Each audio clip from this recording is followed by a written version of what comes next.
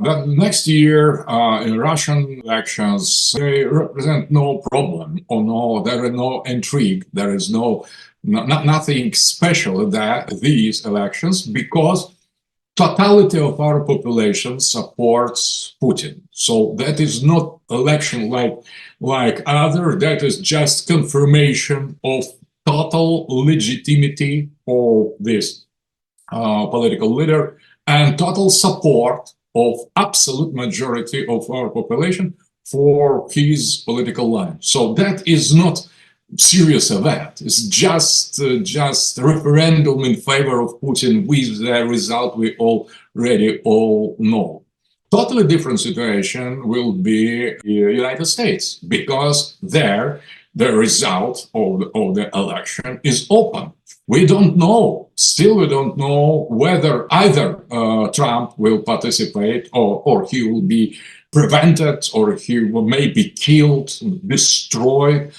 Who will represent Democrats, maybe not old, completely incapable to lead the politics. Biden, maybe it will be Michelle Obama or Kamala Harris, or maybe some other person. So there, and from that depends many things. If, for example, from re-election, assured re-election of Putin, nothing depends at all, because he is already re-elected if you want.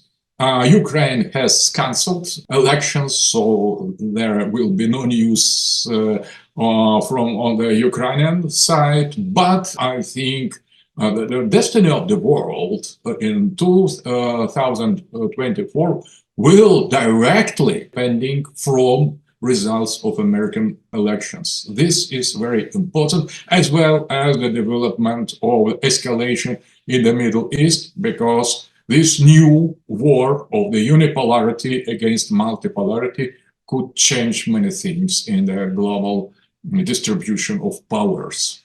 I think that, for example, Trump's future administration will be much more flexible, much more open to consider the possibility of multipolarity. So they will be open to bargain on this issue, the other issue. So they will be much more flexible and much more ready to and prepared to accept multipolarity, because inside of their own country, they fight against globalists. That means against hegemony, against the liberal democracy pretending to be unique ideology and impose its ideology in its totalitarian, radical, extremist form on all the countries. So I think to deal with the Republicans will be much easier for us.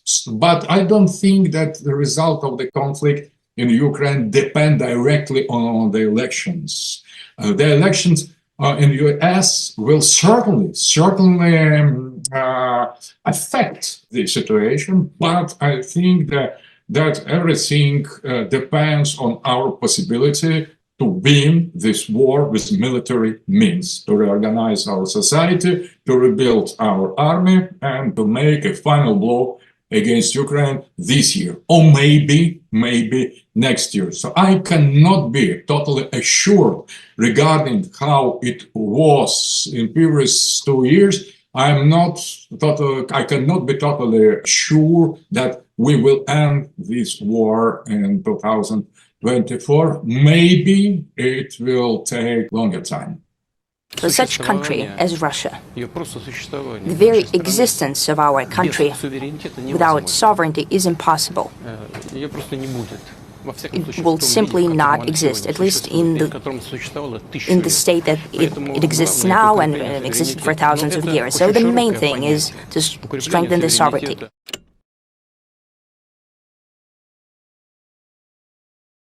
That is, the message is clear, first of all, to Washington, that we will find till the end of either of Ukraine, or of Russia, or of United States, or the world and the humanity, until the end. If we are sovereign, we could still exist and coexist. If someone will try to stop us in this becoming sovereign, we will fight with anybody who tries allegedly to stop us. And so the message is very clear. So if you stop us, we will fight with you, with anybody else until the end. That the message is clear, because if there will be no more Russia, there will be no West, no humanity. So I think it is not so much to the message delivered to Zelensky, because he is not sovereign. He is just the puppet. He is just instrument, just the tool of the West. But it is the message delivered directly to the globalists in order to show our decisiveness and our readiness to fight until the end.